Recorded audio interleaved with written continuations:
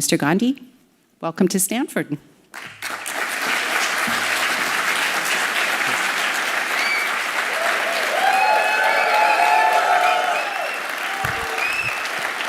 you like the podium? Would you like to address from the podium? Yeah. Go straight there? No, you please. Okay. Once you make your comments, we can have a conversation. Do you want to say something or just Please, start? go ahead.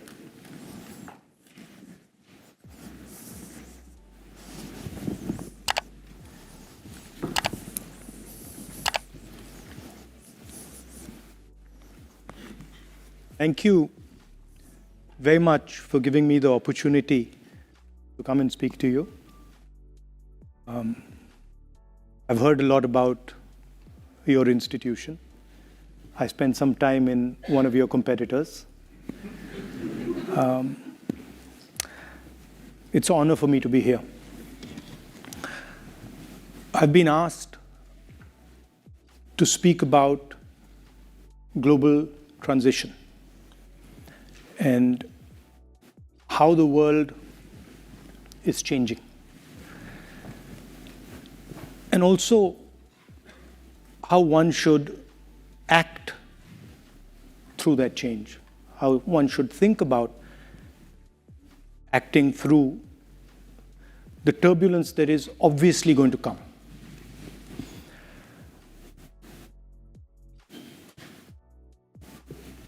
I heard in the introduction that I was a member of parliament until a few months ago. I don't think when I joined politics, 2004, I ever imagined what I see going on in our country. It was way outside anything that I had ever imagined. To be the first person to get a full criminal sentence on defamation, to get the maximum sentence and to be disqualified from parliament. I didn't imagine that something like this was possible. But then, I think it's actually given me a huge opportunity, probably much bigger than the opportunity I would have sitting in parliament. That's just the way politics works. I think the drama started really about 6 months ago. We were struggling. The entire opposition is struggling in India. Huge financial dominance, institutional capture. We were struggling to fight the democratic fight in our country. And we decided none of the systems were working. Democracy isn't just about an opposition party. It's about a set of institutions that support the opposition party. And those institutions were either captured, certainly weren't playing the role that they're supposed to play. And so we decided to do something quite strange. We just decided to walk across the country. And we never imagined for a second what would happen when we walked across the country. What would happen not just politically, not in terms of the type of response we got, but what would happen to us when we walked across our country. All of us. There was started with about 125 people, and it fundamentally transformed the way we think about our country, about our people, about politics, about what is important. A lot of people ask me, what's the lesson you've learned from this? And for a long time, I couldn't quite say what it was. I couldn't answer. I'd say, I've picked up so much information overload, I can't really tell you what this has done. It was the most beautiful experience of my life, by far. It was very painful. I had a knee problem. It's one of those things you get up and you say, okay, we're going to walk 4,000 kilometers. So, at some level, it's a crazy thing to even conceptualize. And I thought I'm reasonably fit. I thought shouldn't be too difficult. I calculated in my mind, I said, well, what's it going to be? It's going to be 25 kilometers a day. No big deal. And then I had a knee problem. And then the whole thing, the way life works, everything just transformed itself.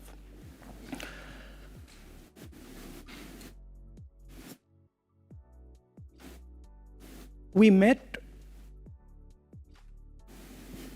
what I would best describe as the soul of our country. And very quickly, in a week, 10 days, a silence descended on us. We couldn't speak. We went from trying to explain things to people. This is why agriculture isn't working. This is how you should think about education. This is how, the healthcare system should look. This is what, we should be doing. And suddenly we all went silent. And we went silent because we came into contact with a intelligence that we had never seen, that we had never even conceptualized could exist. Farmers who many people would say, don't have an education, and then who are explaining things to us in a way that we just are in stunned silence. Right? And we saw this with farmers, with laborers, with small businessmen, everybody. And so this silence descended on us. And we just sort of stopped talking and started listening. And we heard tales of immense suffering. I mean, I can think immediately, I thought about one which sort of, to me, embodied the spirit of my country, our country. I was walking, and a young man came and started walking with me. And I put my arm on his shoulder, and suddenly I realized he didn't have arms. So he had no arms. And I tried to sort of make him a bit comfortable, didn't want him to feel that I know you don't have arms. He wasn't too bothered. And we started talking, and I asked him, listen, what do you do? And he looked at me and he said, I'm a mechanic. The immediate thing in my mind was, he's lying. How can he be a mechanic? He doesn't have arms. It's impossible. So I said, well, I didn't want to be direct. I didn't want to say, you're lying. I said, listen, what cars do you repair? He says, I don't repair cars, I repair motorcycles. So I said, oh yeah, what motorcycle do you repair? And he started listing all the motorcycles. So I said, can I come and see what you do? And he said, yeah. And then he proceeded to take us and show us how he serviced a motorcycle with his feet. It's the most amazing thing I've ever seen in my life. He took apart the entire engine with his feet. And he put the entire engine back together with his feet. I can't do it with my hands. So we saw these type of things happening. And we saw clearly the disconnect between our politics and our people. And that disconnect is visible in the United States, it's visible in the rest of the world. There's a huge divide between the people and the politics. Politics is talking about something else, people are talking about something else. We experienced this multiple times. And as I was walking through this, I kept thinking, something puzzled me. What I couldn't understand is that while we were walking, we had no force. Force was completely on the other side.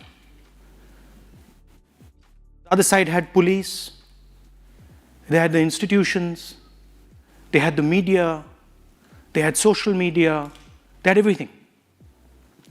And here was this group of people. In a few weeks, it became thousands and then millions, just walking. And all the force at the disposal of the government of India could do nothing. And the more they tried to apply force, the less it worked. And so this puzzled me. I was like, how come they have all the force, they have all the systems, and nothing's happening? Why, for example, are they just not physically stopping us? And this was a question that just kept rotating in my mind. I'm like, why is it that they have the force, but they don't have power? And I realized that force and power are two completely different things. Most people, politicians in particular, confuse force and power, and they think they're the same thing. They're not the same thing. They're completely different things. Power is an act of imagination. Power is in the present. It is not linear. And power comes when you go close to the truth. The reason we could not be stopped by force is because we were weaving around near the truth. And what was really interesting to me was it didn't matter how much force the other side had. They simply could not transfer that force into power. And they kept saying to us, people would ask us, so when are you going to stop? We're like, we're not going to stop, we're going all the way to Kashmir. No, you're not going to be able to go to Kashmir. They told me in Kashmir that, look, if you walk the last 4 days, you're going to get killed. They're going to throw hand grenades on you. I was like, fine, no problem, let them do it. Right?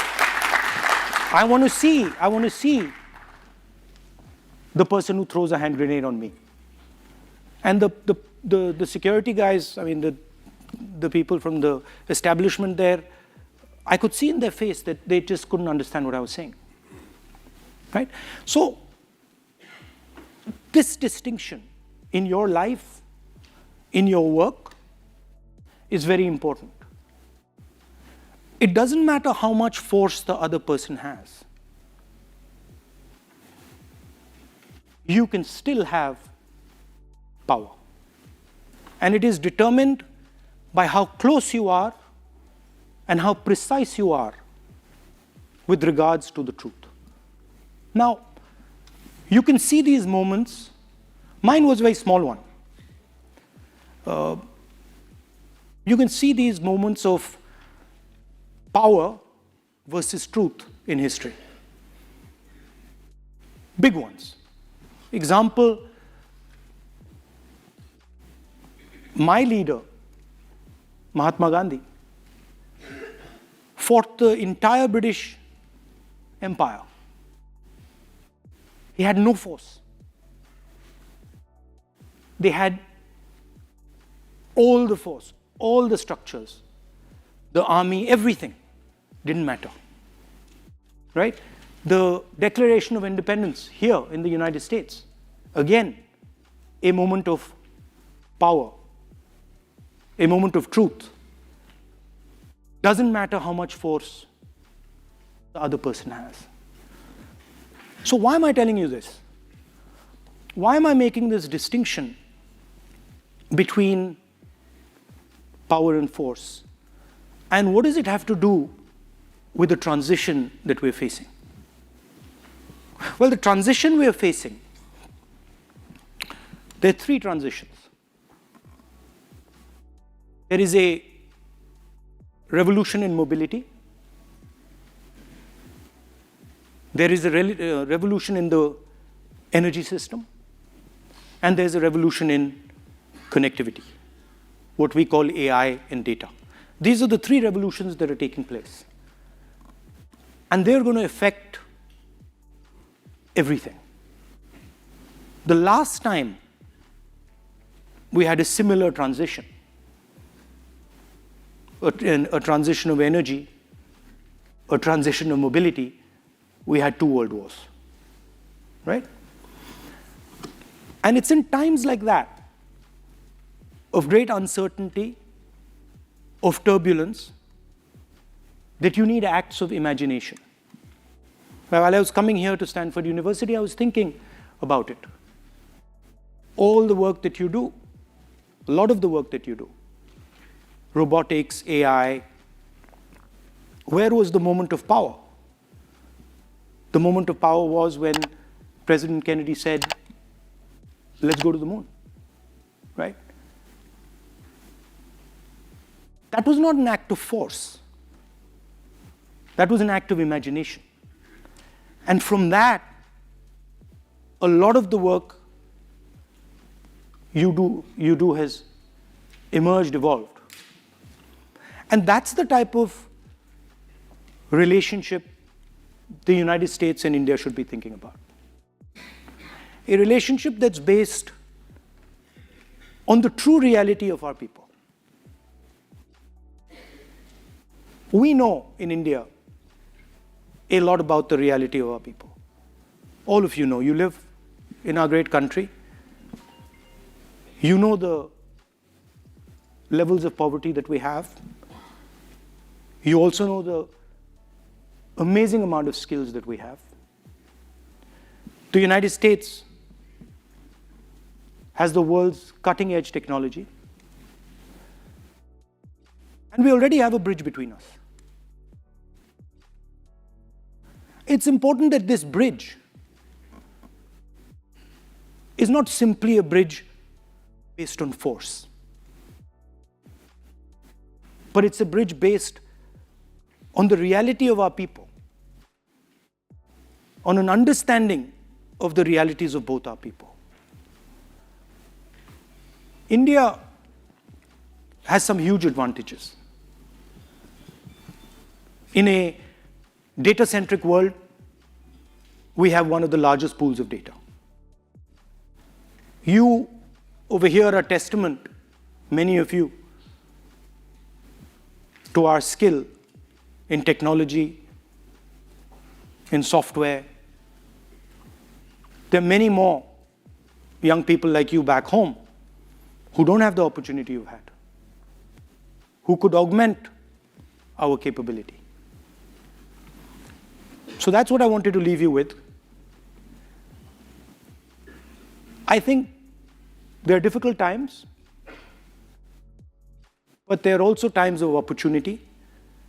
I think there are times when acts of imagination, as I called it, acts of true power, will resonate and can transform the way we think of ourselves. I'm looking forward to answering some of your questions. Thank you.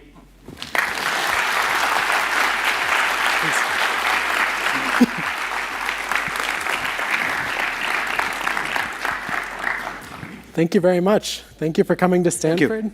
Thank you for being such an ardent and passionate supporter of the US-India relationship. It's great to have you here.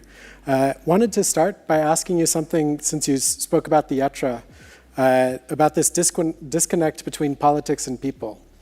I imagine you're not planning on walking every year or every few months across India to gather information. No, it's not a bad thing. Perhaps. I mean, every year is difficult. Probably not possible. But I think a little bit of movement's not a bad thing. Fair enough. That's a good point. But somehow, in a democracy, we expect this to be institutionalized in some way, right? Same as in the US. As you said, we have a disconnect, it sometimes feels like, between what our people want and what our politicians say or what our politics are all about. I think the disconnect has a lot to do with concentration of wealth and sort of the inequality in society, and also the political system not being able to catch up with the social media and the technology. So there's a little bit of lag between the political system and the technological progress. And I think democracies are struggling with that. Yeah. Even though this is a point in time where technology is supposed to be connecting us like never before, what you're saying is that these institutions, sometimes it lags a little bit behind. Yeah. I mean, the systems are not, the systems are not designed for this level of connectivity. And so I think a little bit of evolution in the systems is going to take some time, but it'll happen. Yeah. And what about social media generally? We're in the land of big tech right now. What role can technology play in trying to understand, perhaps bridge that divide, or do you think it's just fundamentally on these institutions, the governance structures? I mean, it creates an asymmetry in information.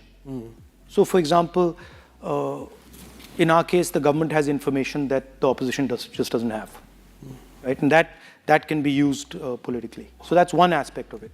The second is it clusters people together and sort of creates silos where these silos have their own sort of belief structure, and they're separated from other people. So paradoxically it reduces the conversation. You would think that more connectivity would, simply increase the conversation. It's not necessarily the case.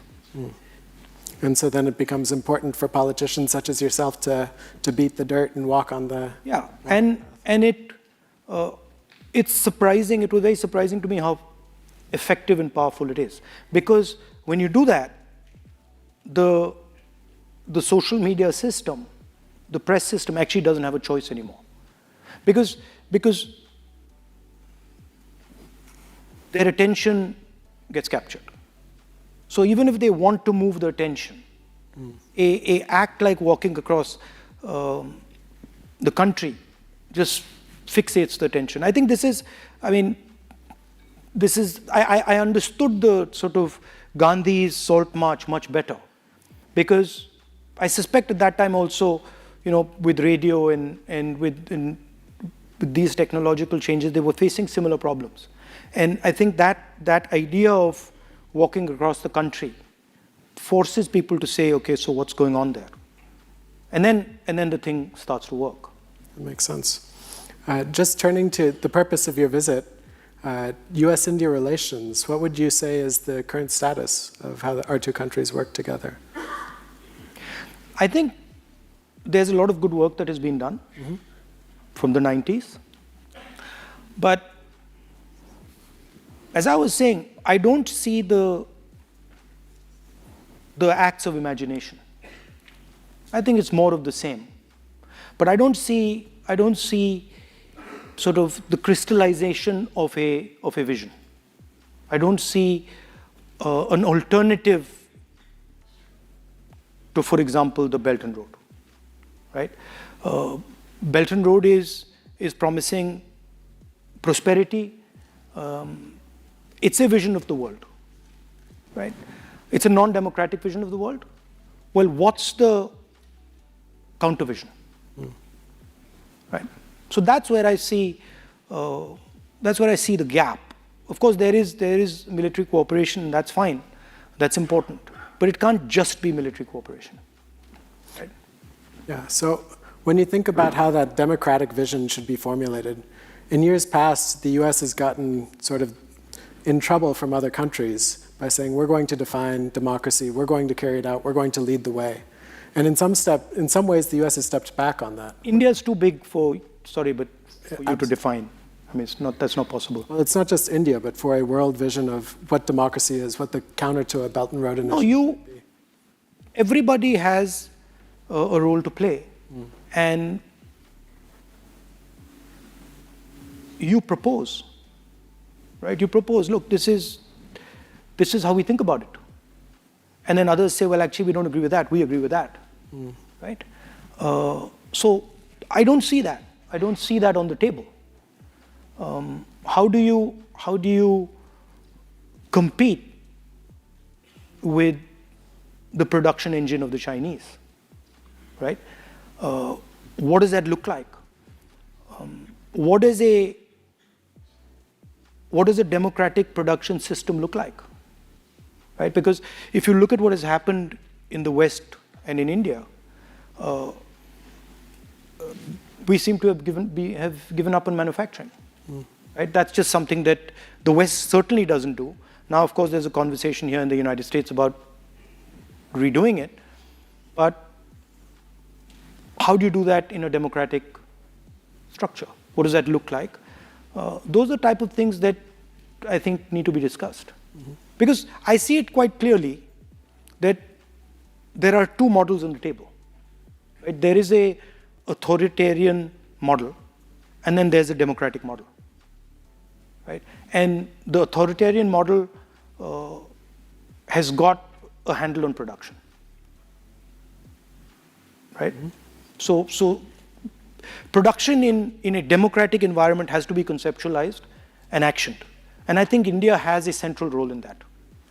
So what would that look like?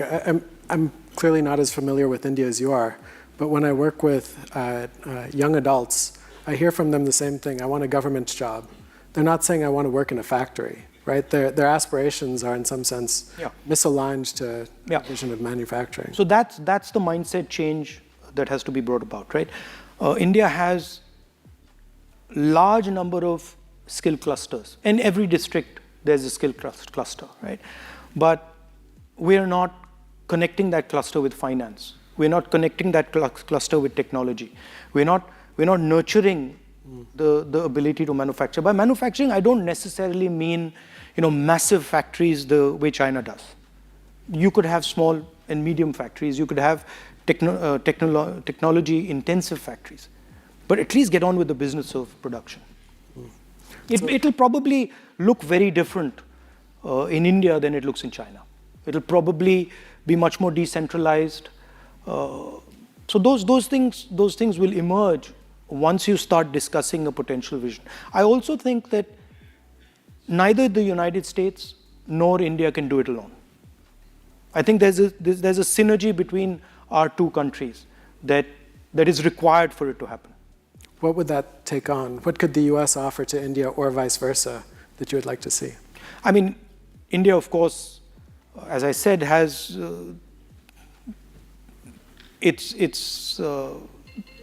what Saudi Arabia is to oil, India is to data, right? With China, we have the single biggest data pool on the planet. So that's a huge asset that we bring to the table. We have these youngsters who are here and millions of them back home who understand how to manipulate that data, who understand how to conceptualize production. So we have that. We also have a population that is more than ready to work very hard. So that's what we have. So when I listen you have technology. You have Silicon Valley. So these two things need to be brought together, but it needs to be a vision, right? And you need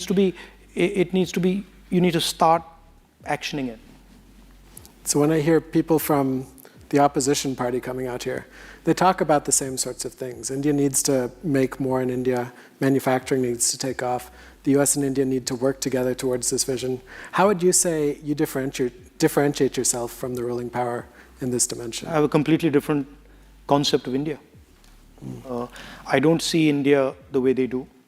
They see India as a top-down, centralized system. I see India as multiple cultures, multiple religions, multiple languages. I see it as a decentralized system. I don't think one state should impose itself on another state. I don't think one language should be imposed on the people of India. So it's two completely different visions of India. Right? I actually don't believe that the BJP's vision of India can lead to production. Can you say why? I think because you need to decentralize power in India to produce. You won't be able to do it from Delhi. And that's probably... Like for example, you take if you want to look at success, reasonable success, manufacturing in India is Tamil Nadu, right? Completely different cultural system, completely different language, completely different history. You have to leave them alone. You have to make them comfortable. You can't let them feel that their language is threatened, their culture is threatened, and then they can do it, right? But if you are under the impression that, look, my language is being threatened, my culture is being threatened, my belief structure is being threatened, where are you going to sit there and say, let me go and get to work? You're going to be on the defensive all the time. So both in the US and in India, one of the big solutions, a top-down solution perhaps you might say, is to offer subsidies to try and encourage more manufacturing. We see this in the chip wars that are taking place right now in semiconductors. We see this in other industries as well. What's your view on that? How can that be channeled in a more decentralized fashion, I'm assuming you would say? Yeah, you could do that. I think it also has a lot to do with the way you think about finance and the way you think about banking. So if your banking system, at least in India, your banking system's very centralized, and then the top 15, 20 people have full access to the banking system, whereas small and medium businesses, people who want to set up production units, they don't have access. So you have to think about these factors if you want to actually be serious about it. But I don't think India has a choice with regards to production, because we are transitioning from a rural to an urban country, right? And we've got earlier large masses of people who are connected to the land, right? And they tended to stay with the land. Now these people are in the cities, right? And the only way to give them a livelihood is to produce. So I don't think the idea that India can just, be a service-oriented country. I don't think the scale of India allows that, and I don't think the numbers allow it. So as India urbanizes, what kinds of changes would you think that the government needs to make? I've always been struck when I go to India that the mayor of, say, some big city like Mumbai or something is a relatively powerless position. Couldn't imagine. Not relatively, completely. Right? So these are the type of things that you need to change, right? The ability to impose local taxes, right? It's a completely different system than the one we have right now. And that some of that transition will happen naturally, right? It'll automatically happen. When we were in the UPA, we conceptualized providing a safety floor. So our idea was, people are moving from the rural area to the urban area. This is a difficult transition. It's unsafe. And you tend to go in and out of poverty while you're making this forward and backward movement. So we started to think about ideas like Manrega, which is guaranteed employment, right to food, etc., so that these people would be comfortable making this transition going back and forth. And the biggest idea we had was the guaranteed income idea, which was a scheme called Nyaya in our last manifesto, and which we've sort of tweaked a little bit and run in Karnataka now. So I think some of those ideas, in addition to building a system of production, of manufacturing, would be required. And this journey is a very dangerous journey, and it's traumatic. So when you move from a village to Bombay or to Karnataka, don't underestimate the fear and the distress that movement, to and fro movement, causes. So you need to provide that protection. it's very hard. I was working with a rich person in the Bay Area, and he was offering $1,000 to any family that would move from a rural area to an urban area. Just couldn't figure it out in some respects. I mean, it's very daunting. And that's the United States. That's also true in the U.S. So I mean, This is in the India. United States, it's much simpler, Yeah. right? And you have much more support and protection than you have in our country. So with respect to China, just to turn back to foreign policy, how do you see the India-China relationship evolving over the next, say, 5-10 years? Well, it's not doing too well these days. No. That's an understatement. Yeah, it's rough right now. I mean, they've occupied some of our territory. It's rough. It's not going to be an easy relationship. Do you see some sort of difference between you and the ruling party right now in China? Because they also seem to be quite tough and I mean, the question, India cannot be pushed around. So that certainly is not going to be allowed. It's not going to happen.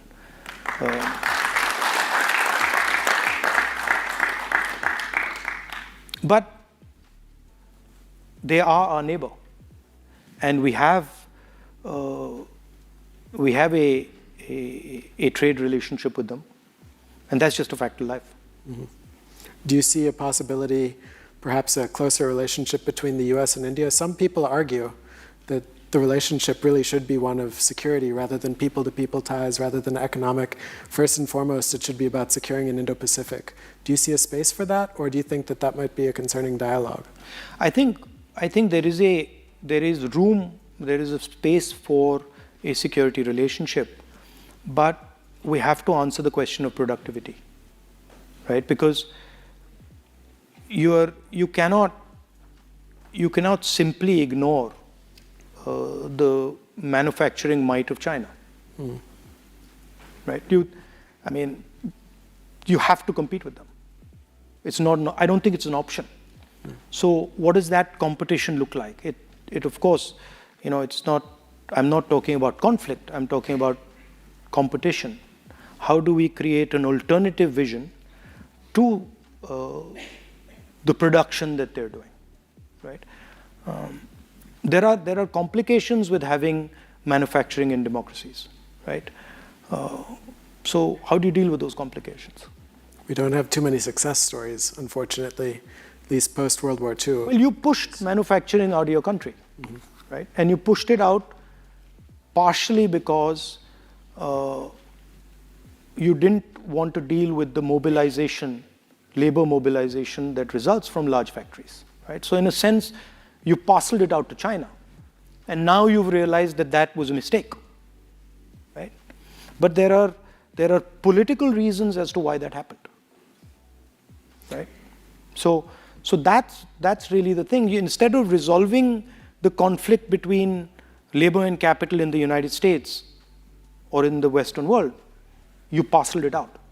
And in my view, that was a fatal mistake. I don't think it's one, though. It seems like consumers especially, right? They care about prices at the end of the day. We like to think that we care about climate, we care about how people are treated, labor standards. Are you saying that India should compete with China on a price front, or should India be offering something else? No, I'm saying, I think that's black and white. Do you compete on price or do you compete on something else? I'm saying that have a vision for manufacturing, right? Have a vision for, what's our problem? Our problem right now is that we have millions and millions of people who we simply cannot employ through services, right? You just don't have the spin-off jobs in services that you have in manufacturing. A car factory produces a whole bunch of auxiliary units, produce another set of auxiliary units. So it's an entire network where you can give many more people jobs. So this idea that, we can just ignore manufacturing and we can just run a service-based economy, you'll have huge social problems in India. You won't be able to deal with them because you'll have massive amounts of unemployed people. Which is what we're seeing these days. Unemployment's very high. So exactly, and if you look at unemployment, it's rising. As manufacturing is dropping, unemployment is rising. It is directly connected. It makes sense. It's a hard thing to do, right? It's not an easy thing to do. It's much harder, frankly, for the West to do it than for us to do it. But it's got to be done. There's certain elements of it that you will do better than us. There's certain elements of it that we will do better than you. But it's got to be done. Makes sense.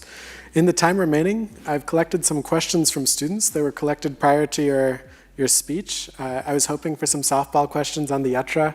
The last few nights, I've been binge watching what you ate and what you did, all of these sorts of lifestyle questions. But alas, Stanford students failed me. They've got some tough questions for you. I'm fine with tough questions. Great. So the first one is from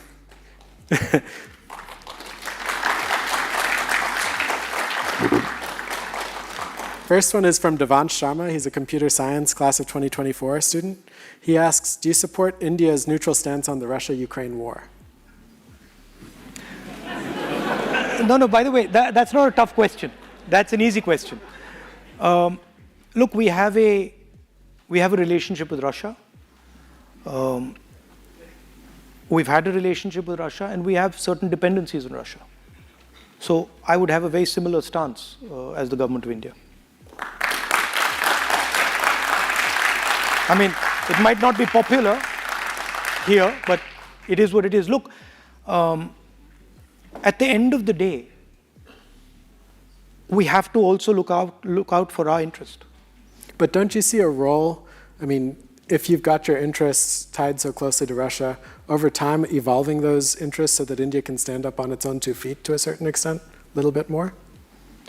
I mean, yes, but India's a big enough country whereby it generally will have relationships with other countries.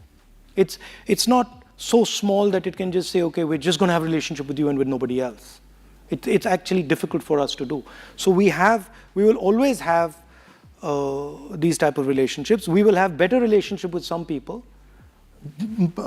evolving relationships with other people. So that balance is there. But to say that, okay, India will not have a relationship with this set of people, that's difficult for India to do. And the present government has recognized that the territorial integrity of Ukraine, it is important, and that's something, yes, especially with China on your borders, that you have to be also cognizant of. So their position is colored. It's not a black and white in the case of the government. Next question comes from Arman Sharma, bioengineering class of 2024. Over the last few years, your international presence has skyrocketed. You've delivered message at universities and clubs across US, UK, and more. Here I'm trying to make Stanford feel special, but unfortunately we were among the last to get you. When we see struggles between the ruling party and the opposition in other democracies, we hardly ever see the opposition seeking international support outside the foreign ministry. You've gone rogue in some respects. No, right? I'm not seeking support from anybody.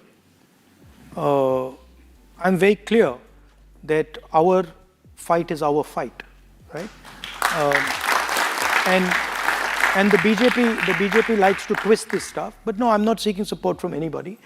But there is a group of young students from India here, and I want to have a relationship with them, and I want to talk to them, right? And I think it's my right to do it. Mm-hmm. I mean, I don't understand why the Prime Minister doesn't come here and do it. Prime Minister Modi, you're welcome at Stanford anytime. We would love to have you as well. Come and have a chat, you know what I mean? We've been fortunate to have... Answer some hard questions.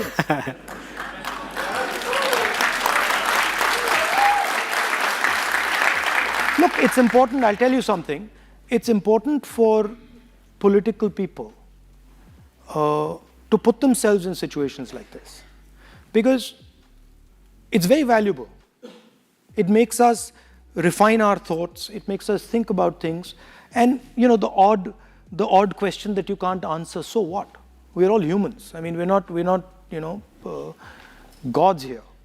So I'm more than happy to have the occasional slip up, because I gain a lot. I understand what you're thinking. I understand what you're working on. So to me, it's developing a relationship with young people here. Excellent. We've had a number of BJP politicians come through, and unfortunately for us, not Prime Minister Modi yet. Let me ask one other question, and this is from Reina Bhatia, Bioengineering and International Relations student, class of 2025. So your party has been in opposition for 9 years now, and not surprisingly, you've made a number of complaints about how the opposition is excluded from decision-making. Say Congress comes back to power, what protections and rights do you think you would extend to the opposition? How would you rebuild I think our record is very clear.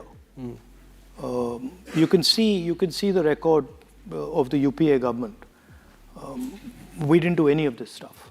We were not threatening the opposition. We were not putting cases in the opposition. It's just not something we do. So this is a new style of politics that has come into India, and we certainly don't believe in it. So is it just a political thing, though, or would you institutionalize some protections? I mean, there are institutionalized protections which have been torn apart, right? So yes, it would be strengthening those protections. It would be strengthening the institutional framework. But what is going on back home is not normal. It's not something that has been done even by the BJP before. And do you see parallels? This isn't just an India-specific story. When you read the papers, you hear about declines in democracy. Even in this country, many people talk about declines in democracy. I think, as I said earlier, it's a combination of dramatic increase in connectivity and concentration of power. Well, thank you very much. This has been very illuminating. Please come back to Stanford many times. We really appreciate it. Thanks. Good job. Thank you.